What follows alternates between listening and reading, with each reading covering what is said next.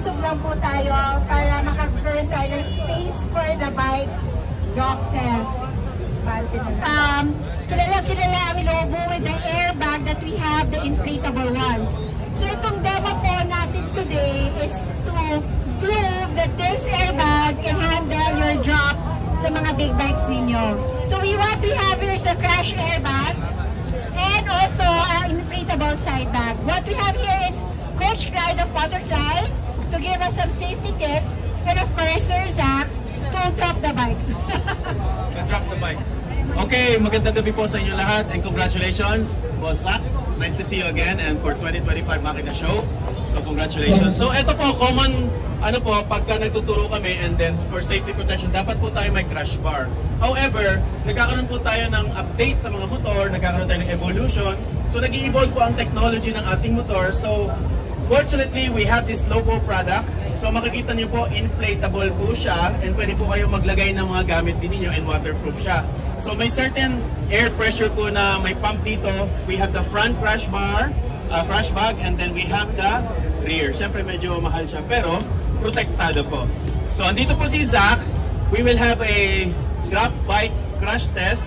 So you will see that our bike will be protected. So may iwasan po yung masyadong mataas na pressure sa mga engine guard natin that prevents mga sudden dent, and then of course yung mga levers natin, and of course protected ang ating katawan. So we have Zach here. Sir, do the pressure. Yes, yung hulog. Yes, and mahuhulog siya pero less ang impact and less ang dent sa ating mga crash guard and protected ang ating motor. So first muna, we put it forward. The stand. Dito, abante natin. This is the first time I've seen anything like that na... Yes. Just drop it, Zach. Huwag ka mag-hesitate. Baksak mo lang. Bike naman ni Busting na to eh. Overpower siya. More? So to be clear, para mahulog, paano yung mga mabilis mahulog, ma-in love, ganon? Wala tayo ganon. Humuhugot naman. Humuhugot na si Sir Zach. Alright, so, ano gagawin ko? Just hold the bike. Pump in the bike. Yeah, from there kasi. Drop natin. Pero meron siyang size stand. Tatanggalin na. Diyan ka. No, just stay there lang. Okay, tapos. Diyan ka lang. Hold the bike. And then do the honor. Then you say 1, 2, 3, drop it. Wait. Hold it. Hindi ko hawak yan. But yeah, don't worry kasi it's protected naman with the rock. Are you ready? Si Boss Mayara, di ba? Okay, Yes. please clear the area, no? I-shirt naman yan. Saksak na yan. Kinakabahan. At Clara naman, sinabi lang okay lang, di ba? Okay. Yes, okay. 1, 2, guys ready? Alright. You guys ready? Okay, let's do the third time drop. 1, 2, 3, go. Just drop it. Ayun. Yes. As you can see, nag-bounce lang siya, less impact. Yes. Pero Nakaka-stress naman tong gimmick ninyong pinapagawa niyo sa... Nakaka-ano eh. Like what happened? Zach, parang unfair daw kasi natumba sa kaliwa. Dapat Yes, sa kanan din naman. Alright. Kaya ko baksak ulit sa kabila. So dito, ipapakita kung paano ang bike lifting naman, di ba? Ayan, ikaw niya, Coach Cry. Ano ba ikaw? Maghapon na ako eh. Kaya mo yan, kaya. So this is the proper way. Pag napuhulog yung bike nyo, this is the proper way how to put it up back Okay, again. kung natumba ang bike, siyempre may mga crash bar dyan, secure your leg away from the bike. Kasi ang iba, depende naman po kasi yan, ang iba iniipit.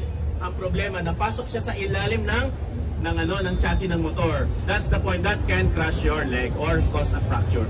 Just put away your legs away from the bike. And then, self-check, isang ikot, make sure na walang further damage or naputol or natanggal. And then automatic, naman may mga ibang motor na nagka-cut off yung engine. Okay, so body positioning. Yes. Kung hindi po siya nakalagay sa first gear, bubuhatin natin siya. Kung may banda na kayo, wrap your front brake para hindi siya aabante. Okay, so i-lock natin to kung hindi siya naka-first gear. Pero na-first gear ko na siya. Kasi pag neutral, nilift natin, umuusok. Out of balance ka naman. So body positioning. Okay, heads up. Yan. As you can see, naka-first gear siya, kaya hindi siya umaabante. And straighten the handlebar. There you go. So mas madali. So the airbag also, Coach, Yes. helps also to lift the bike easier because you have more space. Yes. Kasi yung adventure bike, pag na-drop yan, talagang baksak yung flat na flat. So with the airbags, it's easier also to lift the bike. So we have a space on the right. Pero kailangan usap natin dito, kailangan may road, sige, sige. Coach. Transfer yung ano. Transfer the, So ano masasabi mo sa pag-drop? Ano feeling na nag-drop ng bike? Ay, sige. Well, nakaka-stress. But now that you see that it's working, parang mas kapani ka na. Yes. So it's just proving lang that how confident we are to drop the bike because of this innovation ng airbag. Quick question lang, is there like a number of drops na rated siya before kailangan? Boss, ninyo. That's the first time we got that answer. But ang importante kasi sa bag, if you will notice, nung in-inflate namin sila, hindi siya over-inflated. Kasi pagka over-inflated yung bag, sagad yung inflation, ang tendency, pumutok. So nakita nyo naman dito, bumagsak na siya kanina, pero may laman pa rin siya, matigas pa rin siya. So ang nangyari kasi is in-absorb na lang yung impact. So I think more or less, it will really last several, unless yun na lang talagang lumuwag na yung zipper. But so far, this particular zipper is really tested na eh. So maganda siya so far. So depende. Depende rin. Hindi, ngayon ko na rin yung tanong na yan. We will post it. We will be visiting kasi the headquarters soon. And then we will ask the manufacturer paano talaga yun, kung meron ba siyang limitations. Thank you, thank you. Para pantay ka. Side naman sa Kabila, para okay. pantay. Alright, so for this demo, hihingi ako ng isang volunteer sino gusto humiga sa pila. Para subukan talaga na. Kidding. Alright, let's do this. Alright. Nakita ko na eh, so medyo mas nakaka-stress ng gawin yan. Okay. Alright, are you ready? Once again, Sir Zach. Okay. Bati pa natin ng konti para pasok siya sa rubber na. Alright. Shoot. All Okay. good? Are you ready? Yes. 1, 2, 3, jump! Ayun. O, diba parang swabe lang? Takot ka ba, Sir Zach? Eh, kung nagsasalita yung bike, parang drama na. Dalawang araw na ako nahulog dito. Parang hirap pa, Phil. So guys, that's the innovation of the Gugulang malakas! airbag. Gugulang malakas! So, hindi ko alam, pero I think si ma'am nakita mo, hindi umabot yung Yes. Hindi, yung handlebar. handlebar sa lupa. Yes. Tama, hindi umabot, right? Yes. Which is yan yung pinaka number 1 problema kapag nag-drop. Napuputol. Patamaan yung handlebar, Brake. bumabali yung lever. Yes, brake so, lever. Ito, ang layo, ma'am. Yes. Tama? Kuwang-kuwa. Kaya ako gumanon. Yeah. But we have one more drop na lang. Si Coach Light, ang re-request niya, umaandar tapos mabagsak. Ayun, isa pa yun. Mga ilang kilometers per hour yun siya para pag-lift natin, hindi siya gagalaw. And then, don't forget to put it on the side stand. Para pag binuhat natin, automatic may magkakatch sa motor. Kasi hindi ko kayang umikot unless na nag-exhibition ka for balancing. Mahirap mahulog ng walang nagka-catch. Yes, pero kung may nakabang, Pwede.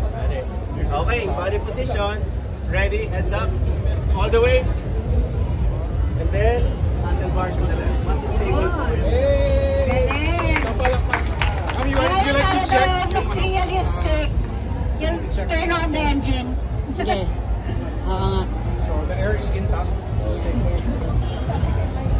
Tibay ng motor. Kakatapos ng Batangas. Ayan. Okay, so para realistic, Coach. Para realistic. So para realistic, paandarin mo. Okay, common drop mo sa motor, usually sa parking, U-turn, sabi ni Zach, pagka gumamit po tayo ng hard braking sa front na hindi straight ang manibela, that's the cause of a drop. So, subukan po natin.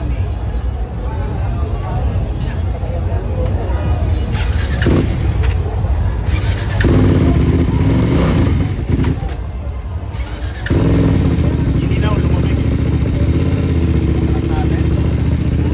Yeah. So, mabagal tayo nag-turn, tapos bigla akong nag-brake sa front, no? Paliko. Alright, paliko. Tama. Ready? Paliko. Nagamit ko front brake. So, save your legs away from the bike. So, check. Okay, put it to the first gear in line. and then side stand, and turn off your ignition, iba susi, and then bike lifting ka. So you see kung gaano kalakas ang front brake. Pag hindi tuwid ang manibela, mabigat po talaga. Remember, kung saan naka-point ang manibela, doon siya madaling matumba. Alright, ready? Lift. Alright. Thank you. Pwede natin napapatunayang macho-macho si Coach Knight. Nakakapagbuhat siya.